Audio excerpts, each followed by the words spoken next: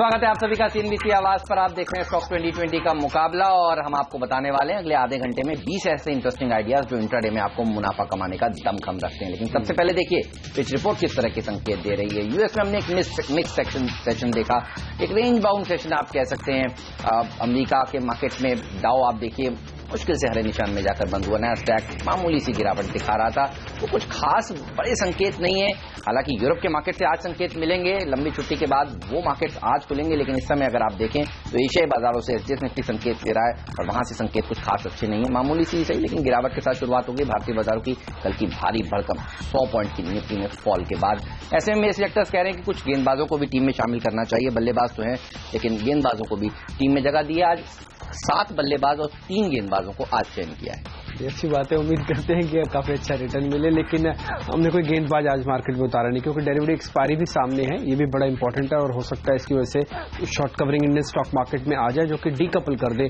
Global market से Indian stock market को। शुरुआत करते हैं आज गैस के एक प्राइजेस के साथ और उससे जुड़ी हुई कंपनी के साथ, वो है गुजरात स्टेट फर्टिलाइजर कॉर्पोरेशन। आप इस पर नजर रखें GSFC, क्योंकि इसके अंदर आपको ध्यान इससे रखना होगा क्योंकि 1 तारीख से गैस के जो प्राइजेस हैं वो कम हो रहे हैं। ये $4 से घटकर सीधा $4 के नीचे आ जाएंगे, $3.82 हो जाएंगे। और अगर गैस के प्राइजेस कम होते हैं तो जो फर्टिलाइजर कंपनी जो गैस बेस्ड है उनको सीधा सीधा फायदा होगा। तो GSFC पे आप जरूर नजर रखें और इससे जो कॉस्टिंग है वो यूरिया की कम होती जाएगी। 70 रुपए तक का टारगेट रख के आप इसमें खरीदारी करें, 62 का एक स्टॉप लॉस रख सकते हैं। अशोक लेलैंड कल भी टीम में शामिल किया था और आज फिर से देखिए इसको टीम में शामिल किया है। ओपनर का दर्जा फिर से दिया है। ऑटो शेयर लगातार अच्छा प्रदर्शन दिखा रहे हैं। कमजोर बाजार में भी कल इसने नया 52 हफ्ते के उच्चतम स्तर छुए और कल एक कॉर्पोरेट डेवलपमेंट भी हुआ है। नॉन कोर जो पोर्टफोलियो था इसका उसमें ये हिस्सेदारी बेचता जा रहा है और कल हमने देखा इंडसइंड बैंक में इसने हिस्सेदारी बेची है और करीब 300 करोड़ रुपए वहां से इसके हाथ लगे हैं।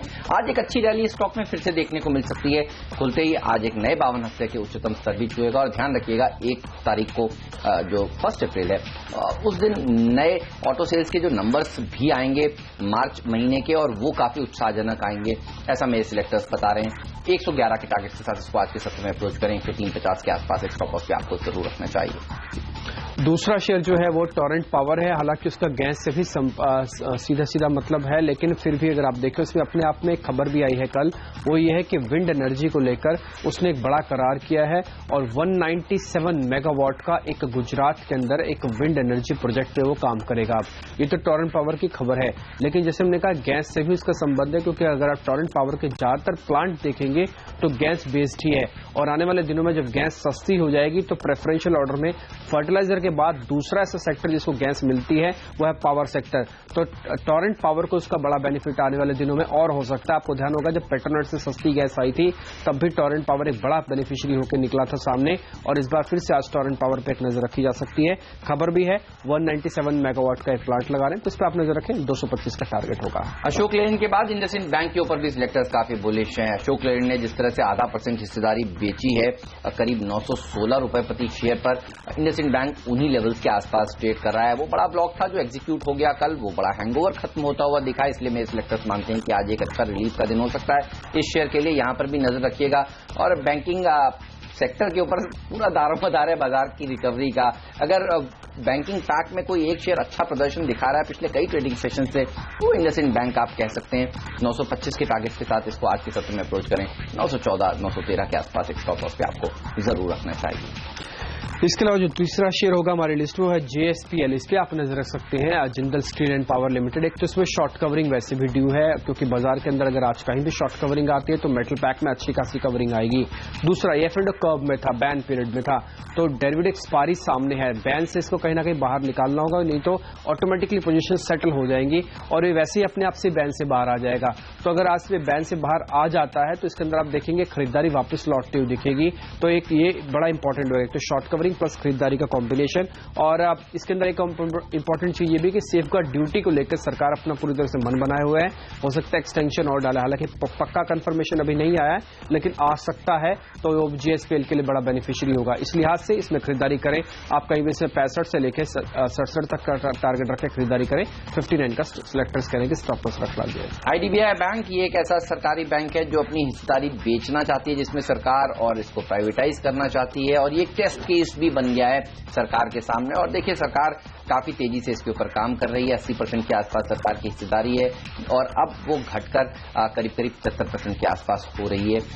LIC ने यहां पर अपनी हिस्सेदारी 7% से बढ़ा ली है और ये एक खबर है जिसके ऊपर आज इस शेयर का पॉजिटिव रिएक्शन देखने को मिलेगा। हालांकि कर्मचारी स्ट्राइक पर हैं, 4 दिन की उन्होंने स्ट्राइक बोली है, लेकिन आप देखिए कामकाज ठीक तरह से हो पा रहा है, ऐसा मेरे सूत्र बता रहे हैं, क्योंकि 2 ही यूनियंस हैं जो दरअसल इसका बड़ा विरोध कर रही हैं।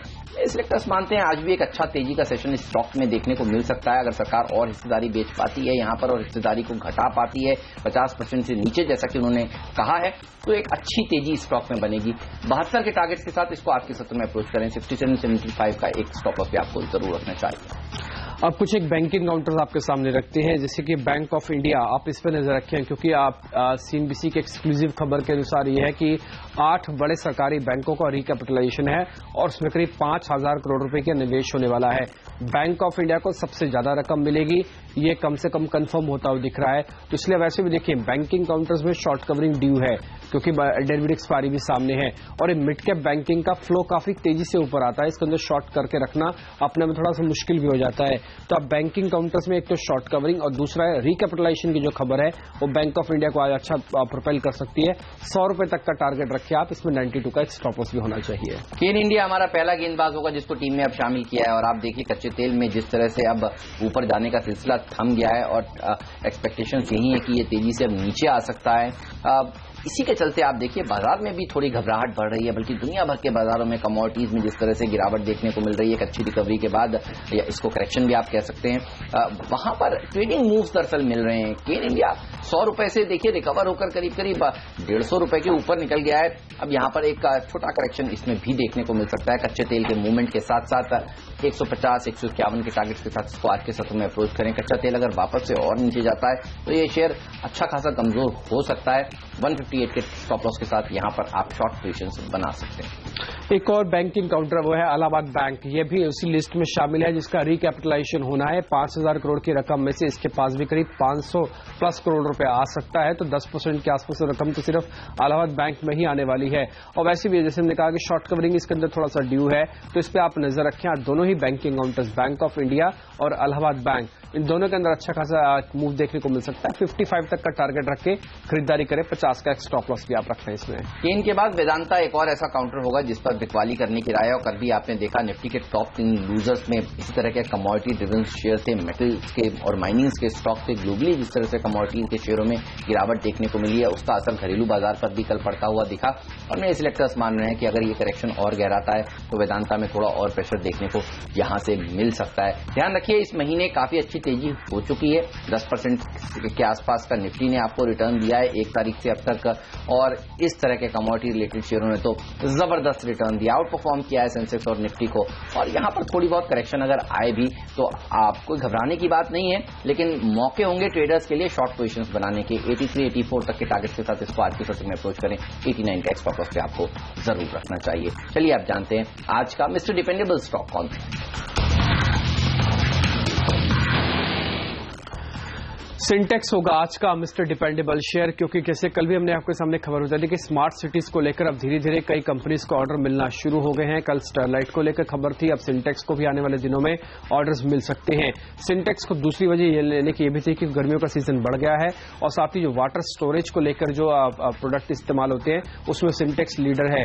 तीसरी इंपॉर्टेंट, इसका टेक्सटाइल बिजनेस जो है प्रोडक्शन में काफी तेजी से आगे बढ़ रहा है, आने वाले 2 महीने में और भी कारोबार के अंदर पैसा लगाना चाहते हैं। और चौथा, स्मार्ट सिटीज के अंदर ही अगर आप स्वच्छ भारत अभियान को कॉम्बिनेशन को जोड़ देंगे तो सिंटेक्स ऐसे प्रोडक्ट भी बनाता है जो कि सफाई से जुड़े हुए हैं। तो सिंटेक्स इन सभी लिहाज से काफी बेहतर है। कल 100 पॉइंट निफ्टी टूटने पर भी शेयर हरे निशान में था, आज मोमेंटम फिर से कंटिन्यू करेगा। 80 रुपए तक का टारगेट रख के आप इसमें खरीदारी करें, 72 का स्टॉप लॉस। एक मजबूत प्लेयर टीवीएस मोटर को टीम में शामिल किया है और देखिए कल जब भारतीय बाजारों में गिरावट देखने को मिल रही थी तो ऑटो शेयर थे जो लगातार 52 हफ्ते के उच्चतम स्तर कल भी छू रहे थे। अशोक लेलैंड को ओपनर का दर्जा दिया था, टीवीएस मोटर को मिस्टर डिपेंडेबल का दर्जा अब इसीलिए दे रहे हैं क्योंकि यहां पर भी मोमेंटम काफी स्ट्रांग है, काफी अच्छे नंबर्स इस महीने की जो बिक्री के आंकड़े आएंगे 1 तारीख को वो साबित होंगे। और वैसे भी देखिए अगला जो हफ्ता है उसमें ब्याज दरें घटने का सिलसिला शुरू होगा। कुछ लोग तो 50 बेसिस पॉइंट से ज्यादा की ब्याज दरों के भी एक्सपेक्टेशंस लगाकर बैठे हुए हैं। फिलहाल अगर 50 बेसिस पॉइंट का रेट कट भी आता है तो भी रेट सेंसिटिव स्टॉक्स में एक अच्छी तेजी देखने को मिलेगी। और सबसे स्ट्रांग पैक अगर इस समय कोई दिख रहा है ऑटो, बैंक, रियल्टी में तो ये एक सेक्टर है ऑटो सेक्टर जहां पर सबसे अच्छी तेजी दिख रही है। और उसमें ये 2 शेयर हैं, अशोक लेलैंड और टीवीएस मोटर। ये मोमेंटम कंटिन्यू रहेगा। 325 के टारगेट के साथ इसको आज के सत्र में अप्रोच करें। 312 का स्टॉप लॉस भी आपको जरूर रखना चाहिए। लेंगे एक छोटा सा ब्रेक, कहीं मत जाइए, आप बने रहिए सीएनबीसी आवाज के साथ। 6 शेयर हम आपको बता चुके हैं, बाकी के 4 स्टॉक्स बताएंगे आपको ब्रेक के बाद। ये भी बताएंगे कि आज का पिंच हिटर स्टॉक कौन सा है, आज का फ्री हिट शेयर कौन सा है।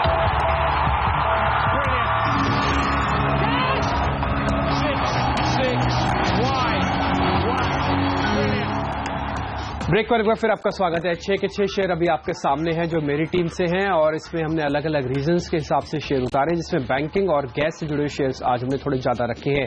और हेमंत की टीम भी है, इसमें 6 शेयरों में से अब तक आपको 2 सेल कॉल मिल चुके हैं और जैसे हेमंत ने शुरुआत में कहा एक और सेल कॉल अभी आपको मिलना बाकी है जो कि आप इसी सेगमेंट में देखेंगे। आज बाजार में पूरी तरह से एक ठंडा कारोबार ये कह सकते हैं कि कम से कम संकेत के तौर पर देखने को मिल रहा है, लेकिन ये जो शेयर हम आपके सामने रख रहे हैं उम्मीद करते हैं काफी अच्छा और मोटा मुनाफा आपके आज झोली में फिर से डालेंगे। आगे बढ़ते हैं और एक और शेयर आपके सामने रखते हैं, वो है डीएलएफ। इस पे भी आपको आज थोड़ा ध्यान देना चाहिए। असल में डीएलएफ के अंदर एक अच्छा खासा मोमेंटम इसलिए आपको बनता हुआ दिखेगा क्योंकि वॉल्ट डिज्नी कंपनी के साथ इनका एक करार हो सकता है। असल में बातचीत जारी है डीएलएफ के साथ। वॉल्ट डिज्नी कंपनी यहां पे भारत में स्टोर खोलना चाहती है, खासकर बच्चों के कपड़े के लिए, और उसके लिए डीएलएफ के साथ वो बातचीत कर रही है। डीएलएफ वैसे भी अपने कमर्शियल सेगमेंट को लेकर काफी जानी मानी ब्रांड है, बड़ा कंपनी है और इसने अपने कमर्शियल सेगमेंट में कोई कटौती की भी नहीं है। कुछ नॉन कोर एसेट्स ही बेचे हैं, तो डीएलएफ में आज एक अच्छा खासी शॉर्ट कवरिंग भी आ सकती है। 113 तक के टारगेट रखें, 104 का एक स्टॉप लॉस भी रख सकते हैं आप। ल्यूपिन होगा अगला स्टॉक और ये भी सेल साइड का कैंडिडेट है। फार्मा शेयरों में तेज गिरावट देखने को मिल रही है। यूएसएफडीए का हैंगओवर तो बना हुआ है ही, साथ ही घरेलू बाजार में भी देखिए दिक्कतें काफी बढ़ी हुई हैं इन सारी की सारी फार्मा कंपनियों की। जिस तरह से सरकार ने करीब 340 दवाओं के ऊपर रोक लगाने की बात करी है और उसकी सुनवाई भी दरअसल आज होने वाली है हाईकोर्ट में। लेकिन मेरे सिलेक्टर्स मान रहे हैं कि ये शेयर अब चार्ट पर काफी कमजोर हो गए हैं, बाजार कमजोर होगा तो इस तरह के शेयरों में आप शॉर्ट पोजीशंस बना सकते हैं। आज भी 1460 के टारगेट के साथ इसको आप अप्रोच करें। 1490-95 के आसपास का एक स्टॉप लॉस भी आपको जरूर रखना चाहिए। एक मात्र शेयर जो आज हमारी लिस्ट में सेल कॉल के तौर पर है वो है आईओबी। असल में बैंकिंग काउंटर्स के बारे में आपके सामने बात रखी रहे हैं कि रिकैपिटलाइजेशन है और करीब 5000 करोड़ 8 बैंकों को मिलेगा। जिनको मिलेगा उनको तो फायदा होगा, लेकिन जिनको नहीं मिलेगा वो बिल्कुल मायूस होंगे और बाजार उनको पनिशमेंट भी देगा। वो है आईओबी, इंडियन ओवरसीज बैंक। हालांकि 2 बैंक और भी हैं, पंजाब नेशनल बैंक और स्टेट बैंक ऑफ इंडिया, क्योंकि कल वो काफी टूटे हैं। कल आईओबी के अंदर कल गिरावट कम थी, आज इस खबर के चलते आईओबी के अंदर आप सेल कर सकते हैं, बिकवाली कर सकते हैं। आपका टारगेट कहीं भी यहाँ पे 25 रुपए तक की रेंज का होना चाहिए। 28 रुपए की रेंज में बंद हुआ है, 29 का स्टॉप लॉस रख के इसको शॉर्ट कर लें, 25 रुपए तक का टारगेट आपको मिल जाएगा। एकमात्र बैंकिंग काउंटर जिसको आप शॉर्ट करके आज चल सकते हैं वो है आईओबी हमारी लिस्ट से। बीपीसीएल ये होगा अगला शेयर मेरी टीम में। यहाँ पर खरीदारी करने की राय है और वजह है कच्चा तेल। कच्चा तेल जिस तरह से जो रिकवरी दिखा रहा था उसमें अब एक थकान देखने को मिल रही है उस रिकवरी में और अब वापस से नीचे जाने के संकेत लग रहे हैं। कच्चे तेल के गिरने का बेनिफिशियरी जो है वो दरअसल ऑयल मार्केटिंग कंपनियां होती हैं और उसमें बीपीसीएल में सिलेक्टर्स को काफी पसंद है। ठीक उसी तरह जिस तरह से केन में शॉर्ट करने की राय दी है, बीपीसीएल में लॉन्ग करने की राय मेरे सिलेक्टर्स ने दी है। 890 के टारगेट के साथ इसको आज के सत्र में अप्रोच करें और ध्यान रखें वैसे भी नंबर्स काफी अच्छे आने वाले हैं रिफाइनरी कंपनियों के और बाजार की नजर अब आरबीआई की पॉलिसी के बाद नतीजों के ऊपर रहने वाली है। चौथी तिमाही के नतीजे कैसे आएंगे और उसके ऊपर बाजार का फोकस रहने वाला है। 875 के स्टॉप लॉस के साथ यहां पर आप लॉन्ग पोजीशन बना सकते हैं। चलिए जानते हैं आज का फ्री हिट शेयर कौन सा है।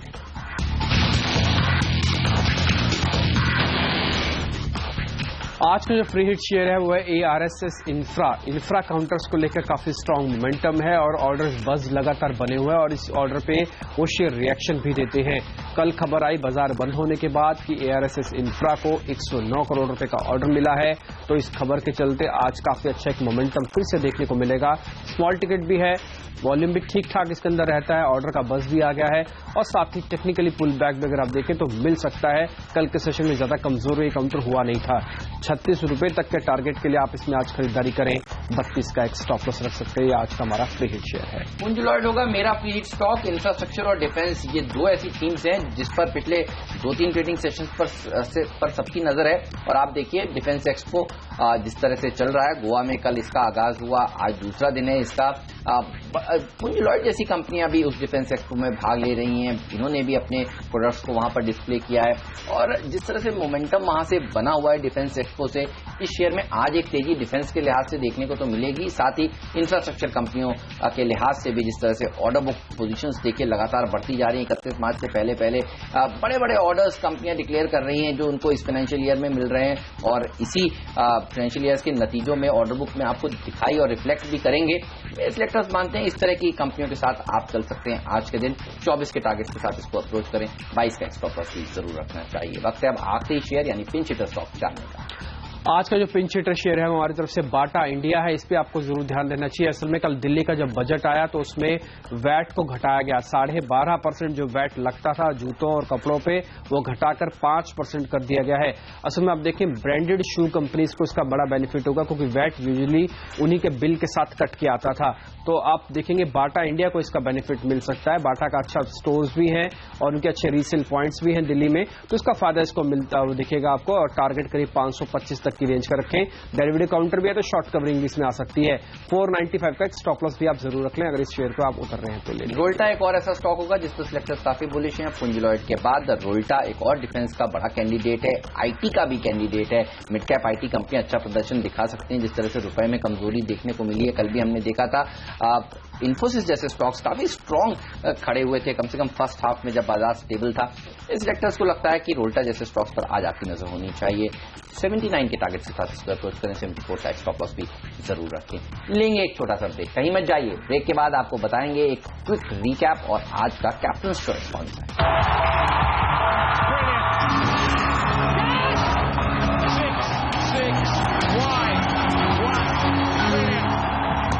ब्रेक पर एक बार फिर आपका स्वागत है। पूरी की पूरी टीम मेरी है, इसमें सिर्फ एक ही हमने सेल कॉल रखी है आईओबी, जिसको पैसा नहीं मिल रहा है रिकैपिटलाइजेशन के द्वारा। इसके अलावा सभी कहीं ना कहीं न्यूज के चलते शेयर्स हैं। हेमंत से जानते हैं आज का कैप्टन चॉइस कौन सा है इसमें से। Hemant fleet share ARSS infra काफी दिनों बाद रडार पर आया है। छोटी टिकट साइज का शेयर है, वॉल्यूम्स कम होते हैं, ऑर्डर मिला है, तो सारे इंग्रेडिएंट्स हैं इसमें एक अच्छी तेजी आज दिखाने का। हालांकि अच्छी खासी गैप ऑफ ओपनिंग स्टॉक में देखने को मिलेगी आज के सत्र में, और आसानी से 36 के टारगेट जो आपने दिए हैं वो अचीव कर सकता है ये स्टॉक।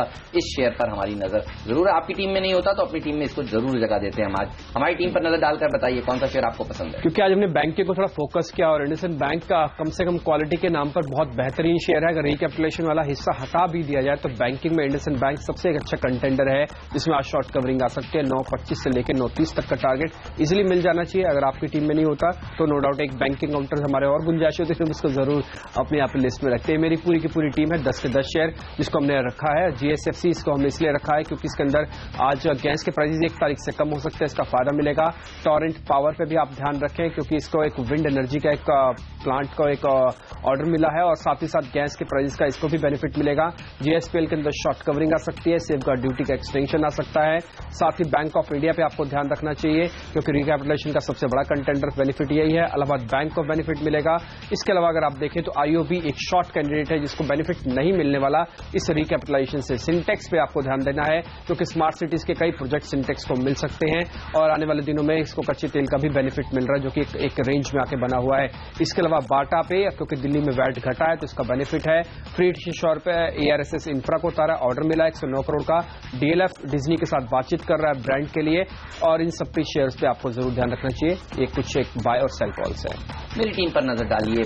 3 गेंदबाजों को भी टीम में आज जगह दी है। बाजार का मूड जिस तरह से कल कमजोर हुआ है, लेकिन अशोक लेलैंड ये एक ऐसा स्टॉक है जो कल भी टीम में था, आज फिर से टीम में शामिल किया है। नए 52 वीक हाई हर रोज लगा रहा है और नॉन कोर एसेट्स को लगातार बेचने की जो कंपनी की कोशिश है वो जारी है। और इंडसइंड बैंक में जिस तरह से इसने अपनी हिस्सेदारी आधा % बेचकर 300 करोड़ रुपए जुटाए हैं, इन दोनों ही स्टॉक्स को आज मैंने ओपनर्स का दर्जा दिया है।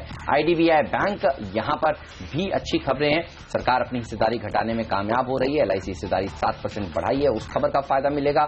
केन इंडिया को नुकसान हो सकता है कच्चे तेल में गिरावट और गहराती है, तो यहां पर शॉर्ट साइड का ध्यान रखें। और कमोडिटीज में जिस तरह से अंतर्राष्ट्रीय बाजार में गिरावट देखने को मिल रही है, वेदांता एक और ऐसा स्टॉक है जहां पर शॉर्ट साइड का कॉल मेरे सिलेक्टर्स दे रहे हैं। टीवीएस मोटर एक और ऑटो कंपनी जिसने 52 हफ्ते के नए उच्चतम स्तर कल फिर से बनाए, यहां पर भी तेजी का ध्यान आज फिर से रखना चाहिए। डिपेंडेबल का दर्जा यहां पर दिया है। ल्यूपिन में बिकवाली और गहरा सकती है। बीपीसीएल एक ऐसा स्टॉक है जिसको कच्चे तेल के गिरने का फायदा मिलेगा, यहां पर तेजी करिए। और रोल्टा के साथ साथ पुंज लॉयड, ये है मेरा मिस्टर फ्री हिट, यहां पर तेजी देखने को मिल सकती है। इंफ्रास्ट्रक्चर और डिफेंस, ये दो ऐसे थीम्स हैं जहां अच्छा प्रदर्शन दिख रहा है और इसके चलते पुंज लॉयड को आज टीम में शामिल किया है। लेंगे आपसे विदा, कहीं मत जाइए, आप बने रहिए CNBC आवाज के साथ। ब्रेक के बाद फिर हाजिर होंगे और लेकर आएंगे मार्केट काउंटडाउन। हमें दीजिए इजाजत, नमस्कार। नमस्कार।